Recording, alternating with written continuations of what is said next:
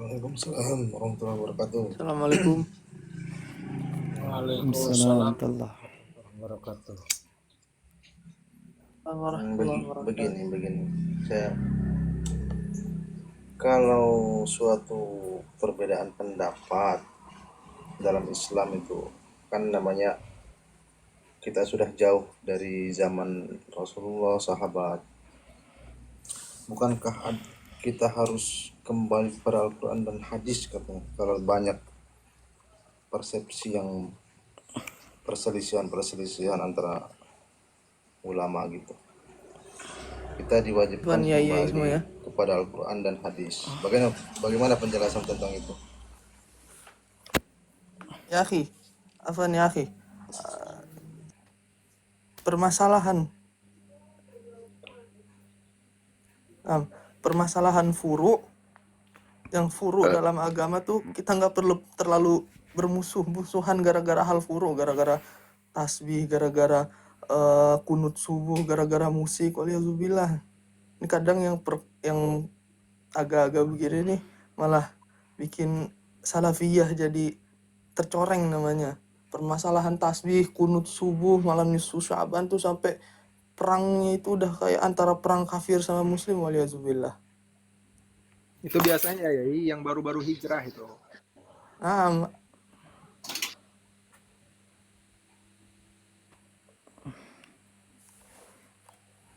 iya. Iya.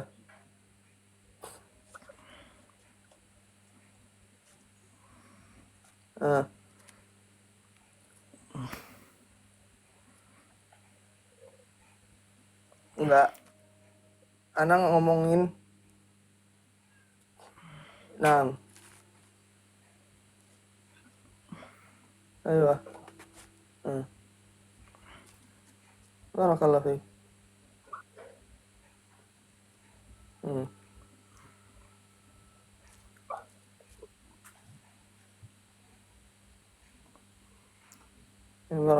Barakallah fiik. Iya. Ya.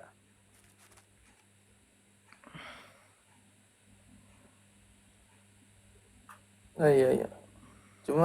Anak cuma ngomongin Enggak, anak ngomongin doang tentang beberapa salafi yang begitu. Ingin menanggapi salafi Baik. Kang maksudnya ya.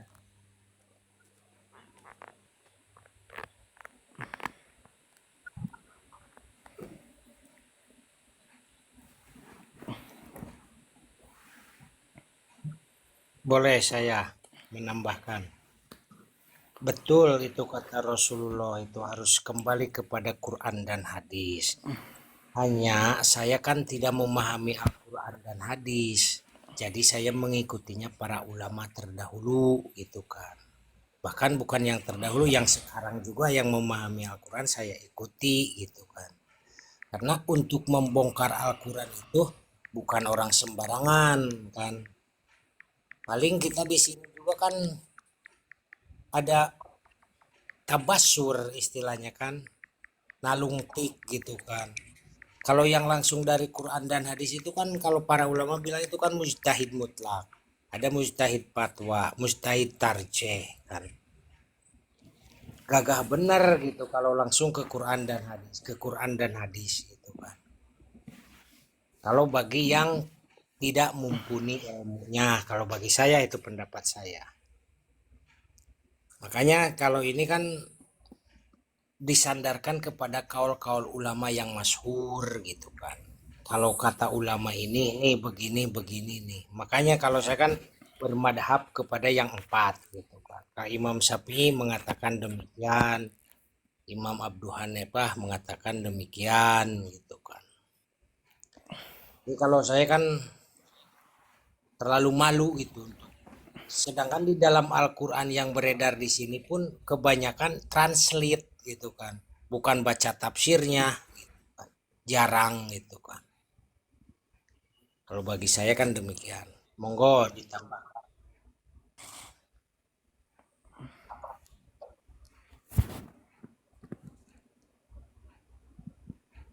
Ustadz ya, coba nyambung sedikit.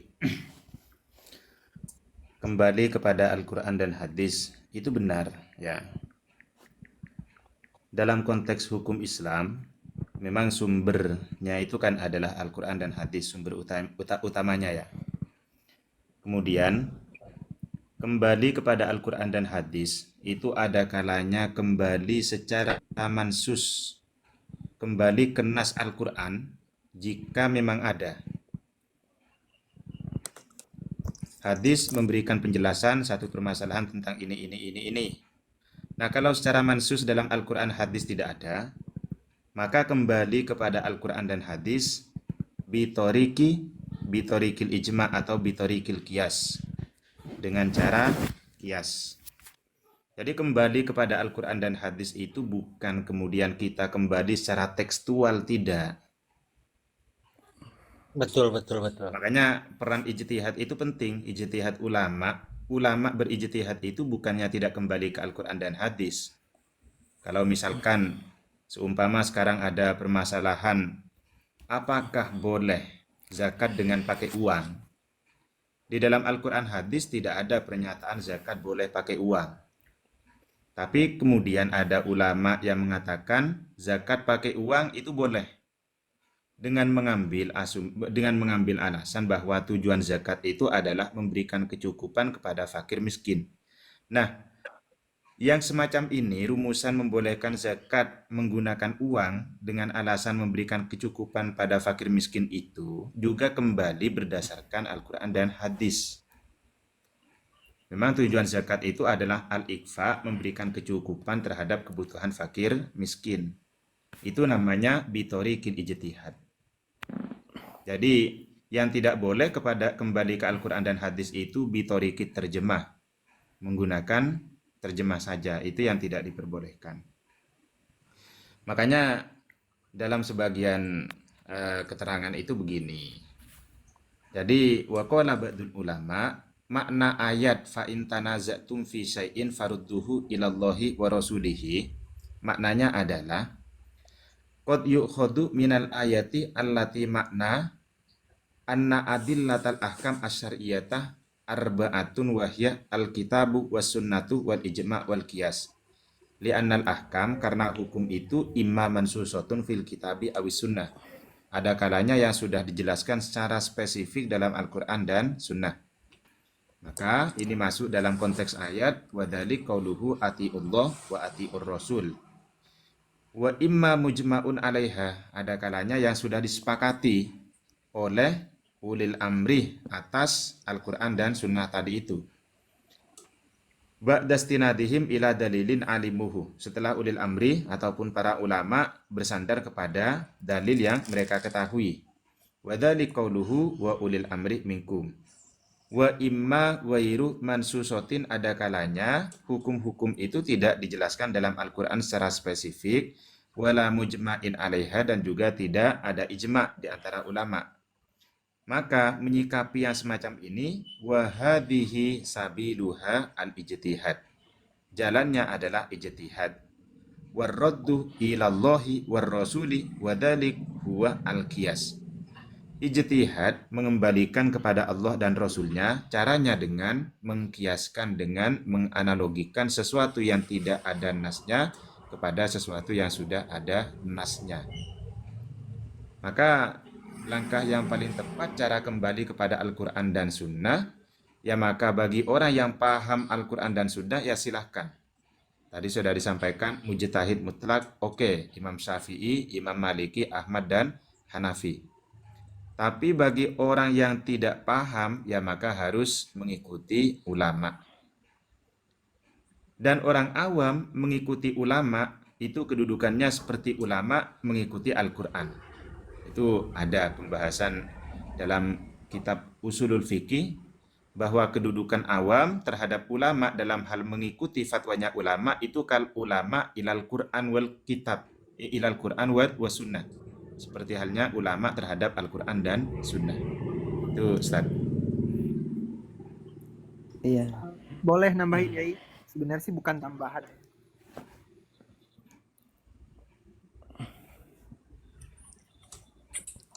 Ya betul, ya benar.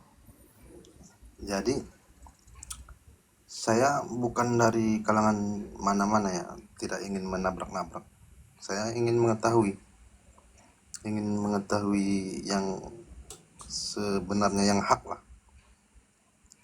Itu tadi terkait, itu kan membingungkan itu terkait siapa tadi yang turun tadi dari Salafi itu.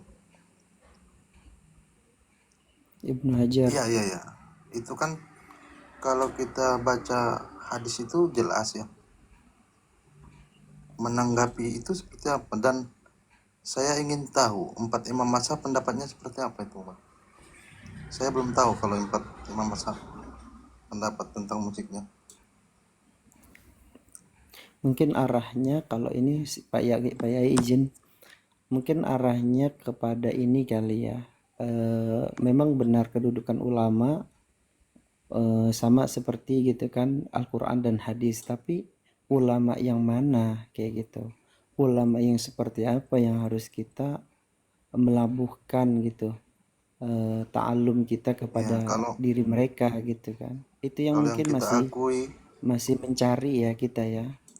kalau yang kita akui kan setidaknya 4 imam mazhab ya, generasi terakhir ya. Gitu kan. Dalam bidang apa itu akhi? Dalam bidang fikih kan. Iya. Kalau di bidang hadis kan ada Syekhul Islam Ibnu Hajar al-Asqalani, Itu kan Syekhul Islam fi ilmi hadis. maksud saya, Ada seperti saya yang awam itu bingung jadinya. Bagaimana tentang musik itu?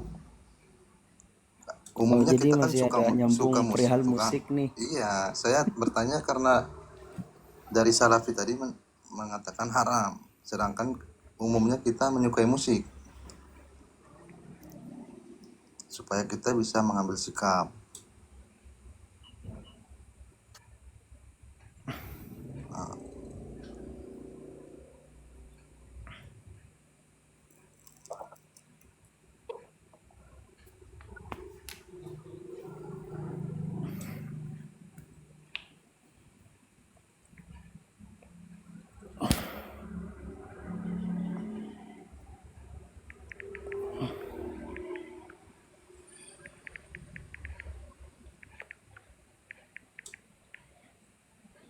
Ya, supaya kita tahu yang lebih kuat kemana gitu.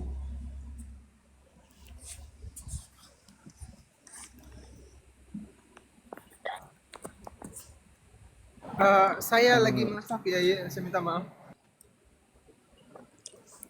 Itu harus Boleh aku buka tambahkan? Arba'ah tuh.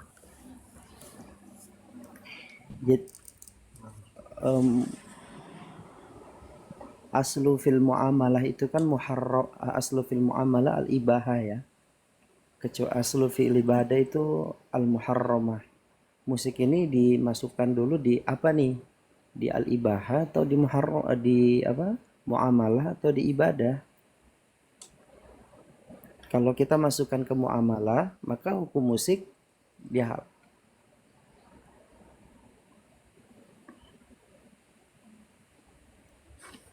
Oke, langsung aja ya. Jadi di antara ulama yang ini tidak halal, maksudnya itu semua musik ya, dengan pengecualian tentunya ya.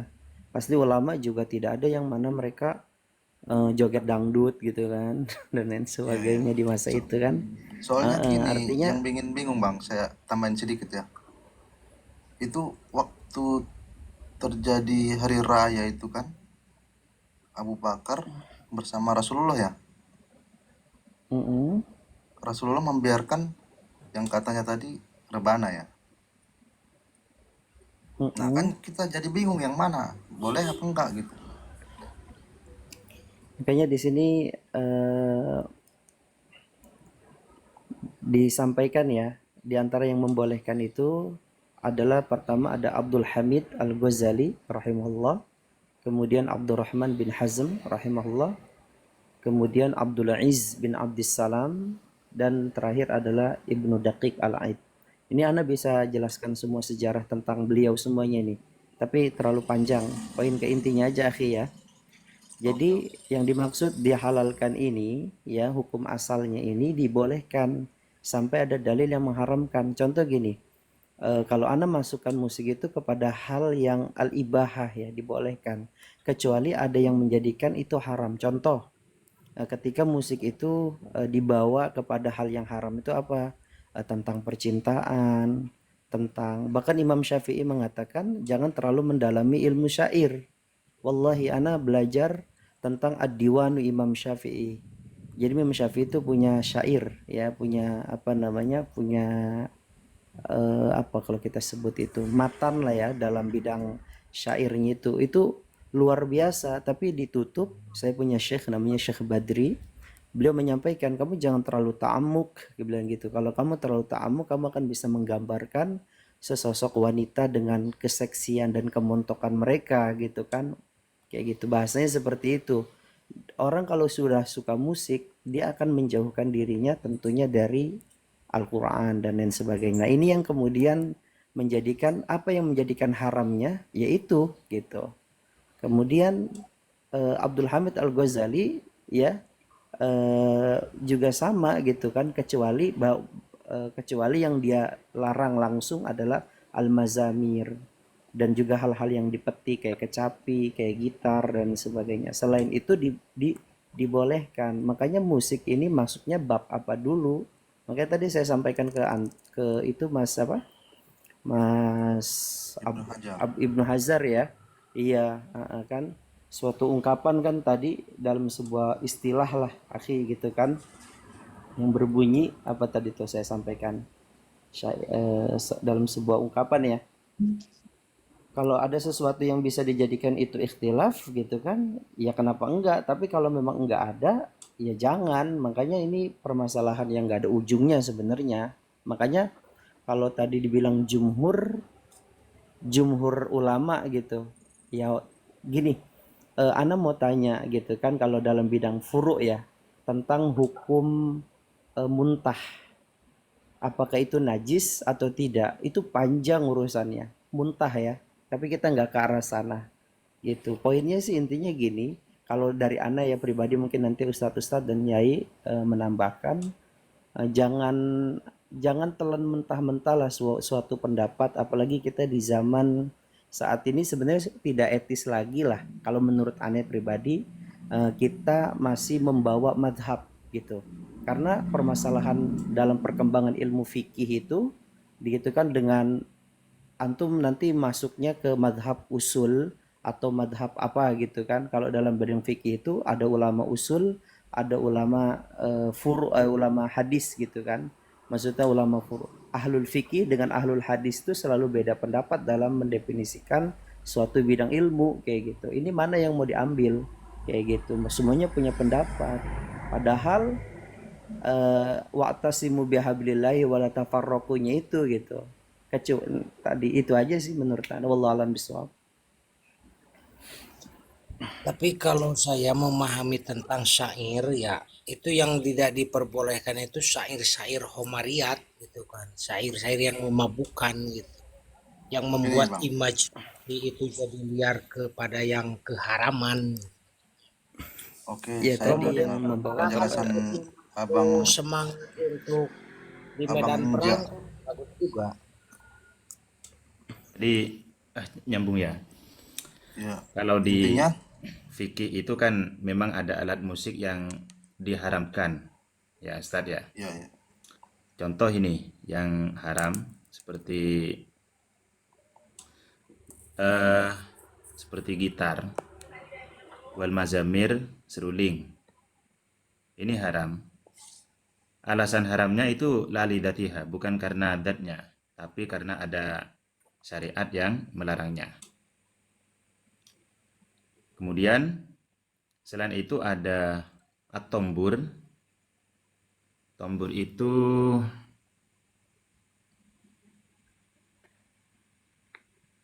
ya tamburin, warribab, kemudian piano ya, wal mismar, dan juga ya seruling.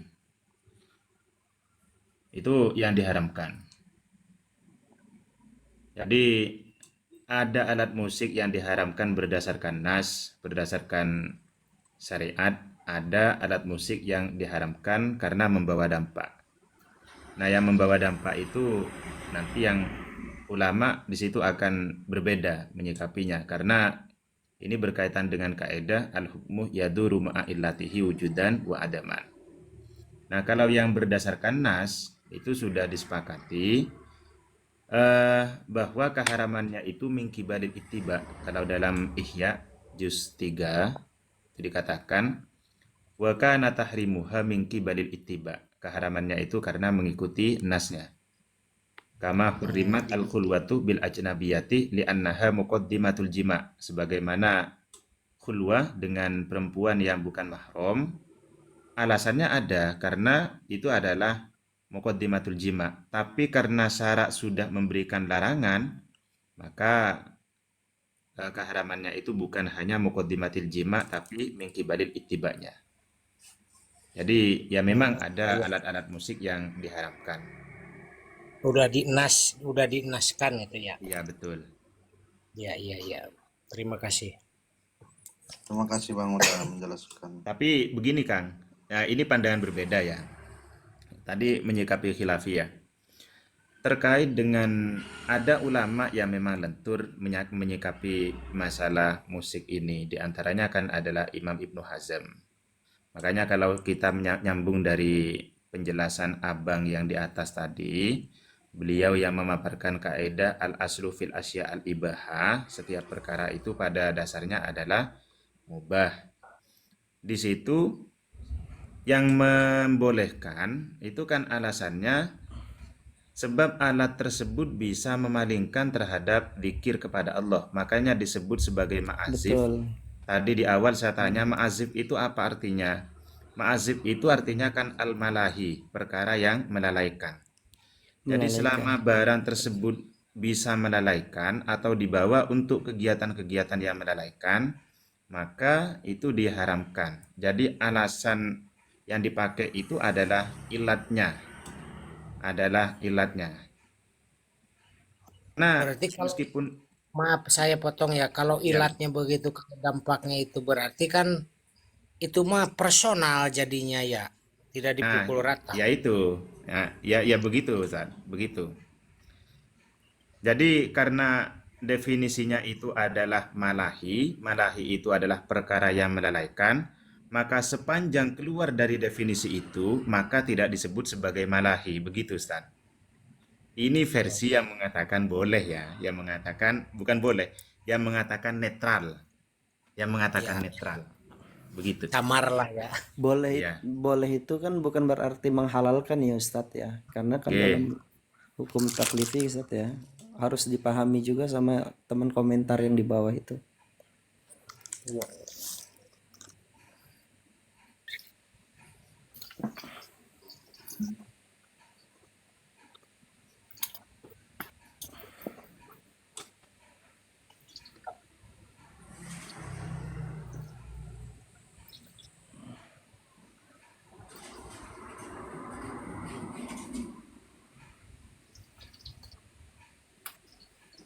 Siapa ya Abu Abdillah? Yang Oke, mana? Bang, saya turun dulu kalau gitu Bang. Makasih buat penjelasan. Saya itu ada tempat satu itu. Enggak, ini udah saya besok mau kerja. Maaf, Bang. Oke. Ini udah makasih Gini buat Abu semuanya Abdillah. penjelasan. Coba antum keluar dulu. Itu mungkin karena nge-lag sinyal mungkin. Keluar dulu nanti masuk lagi. Ngebug. Ibnu Hajar masuk Assalamualaikum lagi buat juga nggak semuanya. apa-apa.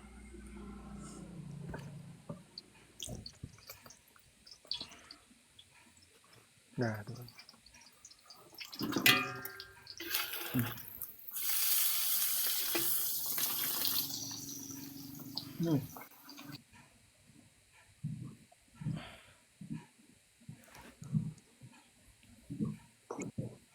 Yai, kita bahas Tauhid 3 aja. Saya kepengen banget ngebahas Tauhid 3 itu. Penasaran saya.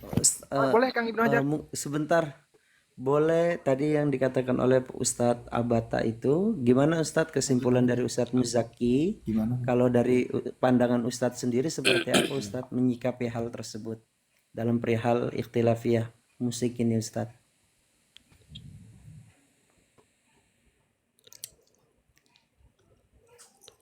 Saya coba. Kalau Anda pribadi, Anda nggak saya bisa, coba. Anda belum bisa jawab. Begini. Saya cuba tengok jawab sebab dalam Imam Ghazali pun dia bagi secara detail lah berkaitan dengan berkaitan dengan muzik ni. Yang termasukkan dikatakan dengan alat-alat muzik itu, dia dah membahagikan pada 3. Satu alat muzik yang datangnya daripada sejenis alat. Yang kedua datang daripada haiwan, termasuk juga manusia. Yang ketiganya daripada sesuatu yang digabungkan. Itu semua dinamakan muzik yang keluar. Dan Imam Ghazali menyatakan bahawasanya tidak mungkin ataupun mustahil semua perkara yang disebut tadi adalah haram. Dan saya buat rumusannya, alat-alat muzik yang telah dinyatakan oleh ulama. Yang pertama sekali at-tumbur, tadi Ustaz Muzaki dah sebut. Kemudian at-tablu, itu drum. Mizmar, seruling. Autar, gitar.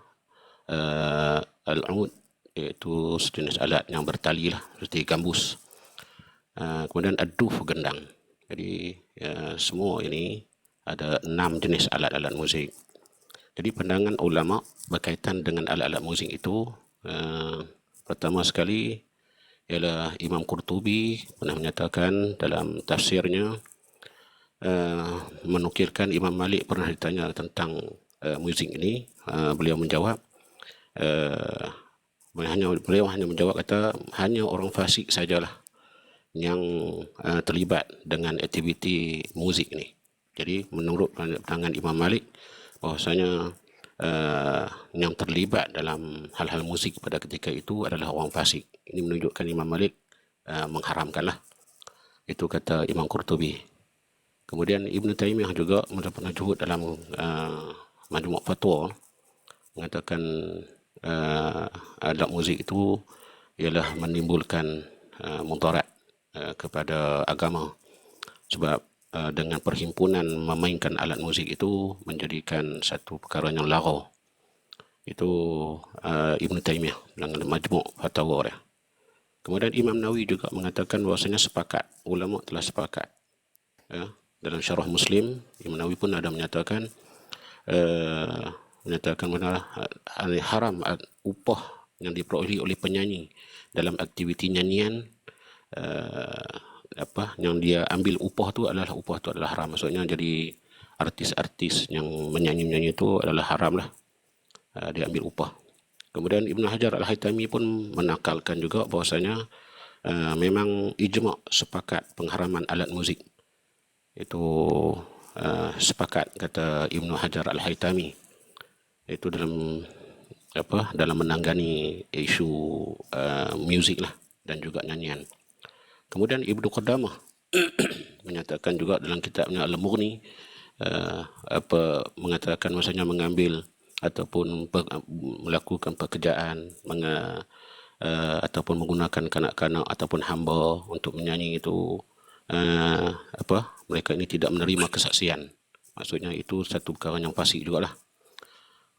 Kemudian Imam Khatib Asy-Syarbini juga mengatakan bahwasanya merosakkan tumbur tadi kita sebut tumbur kan, salah satu alat muzik.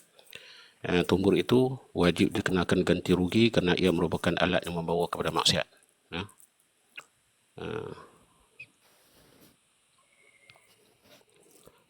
Imam Qurtubi juga meriwayatkan juga daripada Al-Qaffal, mengatakan bahwasanya tidak terima penyaksian penyanyi dan juga penari pada pemasangan muzik. Ini dalil-dalilnya, mereka ini bersandarkan pada dalil daripada ayat Quran, surah Luqman ayat 6, wa minan nasi man yashtari lahwal hadis liyudilla an sabilillah bighairi ilmin wa yattakhidhu huzwa ulaika lahum azabun muhin. Itu dalil daripada Al-Quran lah. Mereka menafsirkan yattakhizaha huzwa ataupun yashtari lahwal hadis. Lahwal hadis tu ialah termasuk dalam perkara yang dilarang, ataupun kata Ibn Abbas ketika mentafsirkan ayat itu, iaitu merujuk kepada muzik.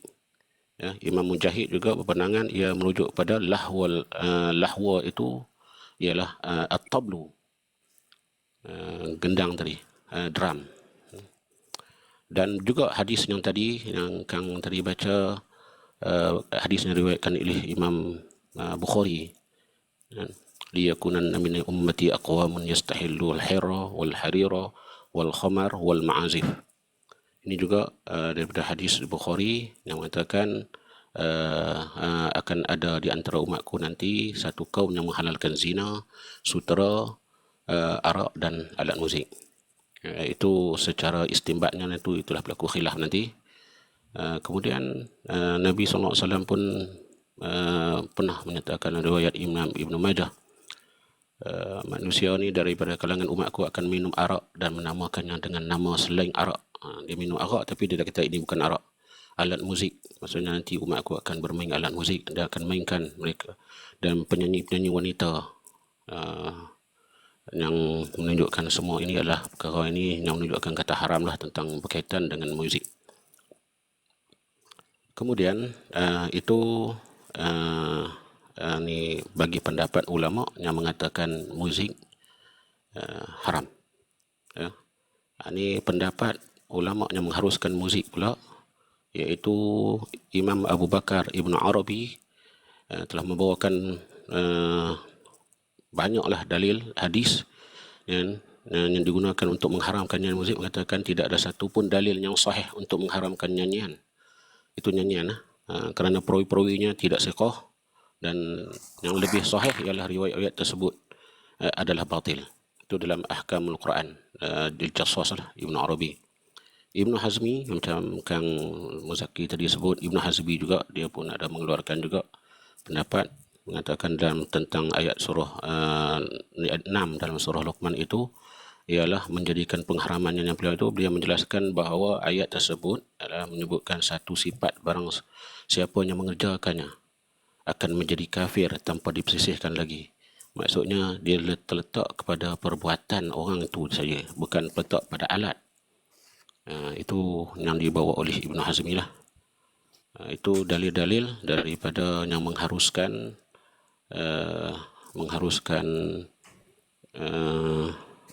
muzik. Kemudian dalam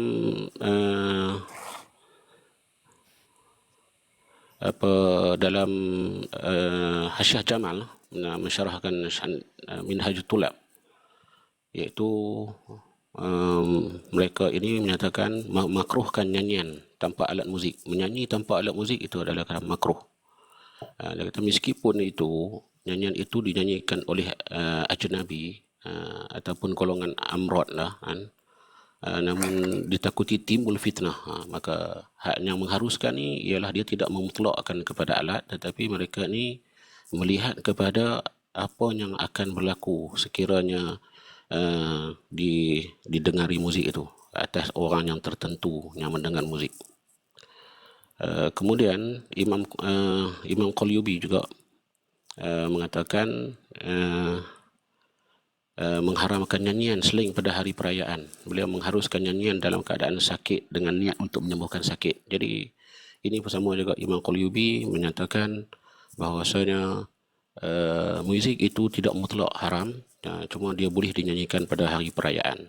Maksudnya dikhususkan pada tempat-tempat tertentu seperti orang yang sakit, ialah kita nyanyikan kepada dia, dendangkan kepada dia lagu-lagu, nyanyian-nyanyian ataupun syair-syair, maka boleh menyembuhkan dia, maka itu dibolehkan.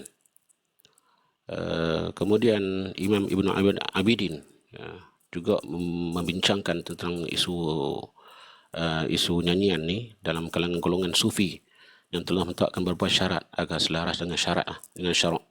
Majlis ini tidak mempunyai amrod. Syarat dia jangan ada amrod, jangan ada perempuan, percampuran lelaki dan perempuan. Ini semua adalah pendapat ulama yang mengatakan bahwasanya bukan diri alat itu yang diharamkan. Imam Ghazali buat kesimpulan tentang apa yang dinyatakan oleh golongan salaf kaitan dengan muzik itu. Beliau juga mengharamkan syair-syair atau yang didendangkan berkaitan dengan alat muzik yang dihidangkan arak. Ini menunjukkan Imam Ghazali juga setuju, maksudnya ada berkaitan dengan sesuatu majlis maksiat. Begitu juga Imam Khushairi menyatakan perbezaan pada hukum mendengar mana-mana alat muzik ini, para ulama mutaqaddimin mengharuskannya kerana tiada dalil syarak yang mengharamkannya. Sebab dia tak jelas dalil yang mengharamkannya, maka ia kembali kepada hukum asal, keharusan. Maksudnya al-aslu fil asya' al-ibah. Itu Imam Khushairi. Kemudian banyak lagi lah saya nak sebut ni, banyak lagi lah pendapat yang mengharuskan ni. Imam Abdul Ghani An-Nablusi, Imam Syaukani, kemudian Ibn Tahir pun ada juga menakalkan bahawasanya muzik itu bukanlah semata-mata dia yang diharamkan. Jadi mereka ini berdalilkan daripada ayat, daripada hadis Sahih Bukhari juga. Aisyah mempersiapkan seorang wanita untuk menikahi seorang lelaki. Rasulullah SAW bersabda, wahai Aisyah, tidak adakah sebarang hiburan dalam majlis perkahwinan ini? Sesungguhnya kaum Ansar amat menyukai hiburan. Itu dalil daripada hadis Bukhari menunjukkan kata ada hiburan. Kemudian sabit juga daripada hadis daripada Anas bin Malik menyatakan ketika mana Nabi SAW berjalan di sekitar Madinah Al-Munawwarah, baginda SAW melihat beberapa orang gadis memukul gendang sambil menyanyi. Kami gadis dari Bani Najjar, betapa betuahnya memiliki jiran seperti Muhammad. Nabi SAW pun bersabda, Allah SWT mengetahui betapa aku sangat mencintai kalian. Rasulullah menjawab daripada nyanyian daripada gadis-gadis tersebut. Rasulullah menjawab, katanya Rasulullah amat mencintai mereka sebab memuji-muji. Ini menunjukkan bahawasanya dalil pengharaman kepada alat muzik itu berkait dengan sebab. Kalau sebab yang membawa kepada haram, maka ia akan berlaku haram lah. Kalau perkara itu halal, akan membawa kepada halal. Dan begitu juga hadis yang diriwayatkan oleh riwayat ini sahih dalam diriwayatkan oleh Bukhari dan Muslim juga, mengatakan satu hari Abu Bakar datang melawat pada hari raya Aidil Fitri dan Aidil Adha, dan Nabi SAW bersama pada hari itu. Pada ketika itu Aisyah ada bersama dan dua orang penyanyi daripada wanita yang Rasulullah SAW sendiri menyaksikan. Dua orang wanita tadi dengan Siti Aisyah, mereka menyanyi lagu daripada lagu Ansar. Kemudian Abu Bakar pun mengatakan, kata ini adalah seruling syaitan, mizmarus syaitan. Dan Abu Bakar mengatakan mizmarus syaitan marratain, dua kali. Dan ini adalah seruling syaitan. Ini adalah seruling syaitan dua kali, kata Abu Bakar. Maka Nabi SAW pun berkata kepada Abu Bakar, biarkanlah mereka berdua, wahai Abu Bakar. Sesungguhnya bagi setiap kaum itu ada hari perayaan dan hari ini merupakan hari raya bagi kita. Ini menunjukkan bahawasanya Nabi SAW sendiri mengalihkan hukum yang asalnya memang menunjukkan kata haram, maka dia berbalik kepada perkara itu tidak haram jika berlaku pada tempat-tempat tertentu yang yang patuh syariah lah kita panggil, yang memenuhi kehendak syariat. Kemudian hadis juga diriwayatkan oleh Bukhari juga, mengatakan Nabi SAW datang kepadaku pada hari perkahwinanku. Baginda duduk di atas katil. Ni hadis riwayat Imam Rubai', ni riwayat ke Rubai' bin Al-Muawiz. Beliau menceritakan Rasulullah SAW datang pada hari perkahwinannya dan duduk di atas katil, sedang duduk kata perawinya, sedang aku duduk ini. Sedangkan dia kata satu kumpulan remaja perempuan bermain gendang dan menyanyikan lagu kesedihan sempena kematian ayahku yang terbunuh sewaktu perang Badar. Kemudian salah seorang mereka tersebut berkata, ada seorang Nabi dalam kalangan kami yang mengetahui apa yang akan jadi esok. Nabi SAW berkata kepadanya, jangan kamu kata begitu, tapi teruskan apa yang kamu katakan sebelumnya. Ini menunjukkan, ya.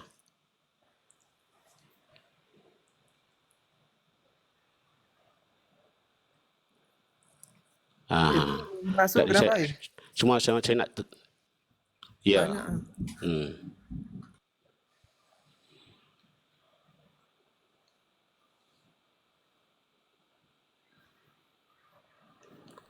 Okey, baik. Yai Mahsun kenapa Yai? Jazakallah khair. Hah?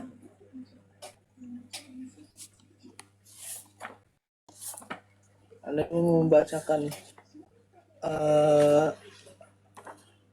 ya Jaringannya merah, sinyal jelek jaringannya katanya. merah.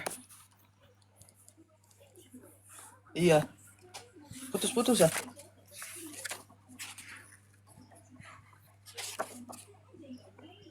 Cek, putus-putus ya. Bunyi kitabnya renyah yang dibuka. Keras-keras kitabnya ya. Kitab DKI ya. Oh, baik. Minhaj. Walah. Darul Lulu Kenapa Bang Abu? Darul Lulu dari Ibnul Jauzi. Ada juga ada kitab DKI, Oh, geng. Fathul Qorib. Itu kalau suara kitab itu dibikin musik juga ya, Bang Abdullah. Allahu Akbar. Ya, Sudah soal jelas, musik. sudah jelas. Ibnu Abdillah ini Meskipun sudah Salafi, sepakat. meskipun Salafi tapi begitu kalau ngelihat orang-orang Salafi lain terlalu keras dalam permasalahan ini juga bagaimana ya? Antaranya ya belum belajar fikihnya, belum belajar dia, belum belajar soal ikhtilaful ulama, usul mazhab Berarti pun kayaknya salafinya Allah. salafi yang mana itu?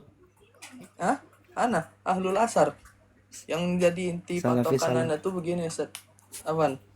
Kalau misalnya permasalahan itu emang permasalahan furu, ya udah kita sikapnya dengan sikap furu, tasamuh, toleransi. Nah, kalau misalnya usul, ya udah kita kerasin di usul begitu. Allahu a'lam begitulah.